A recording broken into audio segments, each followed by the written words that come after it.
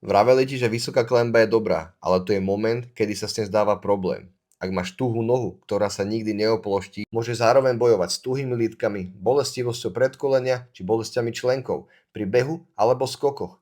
To je jasný signál, že tvoje chodidlo nedokáže tlmiť nárazy. Prečo sa to deje? Vysoká klenba sa správa ako tehla. Pri chôdzi či behu sa neohne ani neprispôsobí. To znamená, že chodidlo nedokáže absorbovať záťaž a tak ju musia preberať kolená a chrbtica. Tento problém je obzvlášť častý u ľudí, ktorí celý život nosia úzku, pevne vystúženú obuv. Ich vnútorné svaly chodidla postupne oslabujú a klenba sa zasekne vo zdvihnutej pozícii. Vysoký priehlavok je spájaný so zníženou pohyblivosťou plantárnej fascie a vyšším rizikom zranenia kvôli slabej absorpcii.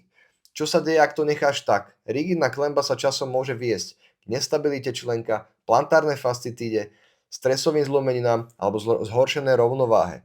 Dobrá správa je, funkciu vieš získať späť pomocou troch cvikov. Mobilizácia prstov, cviky, ktoré uvoľnia prednú časť chodidla. Zaťažované rolovanie chodidla. Padanie klenby obnovujú elasticitu. Rozťahovanie prstov a držanie v skrátenej polohe nohy.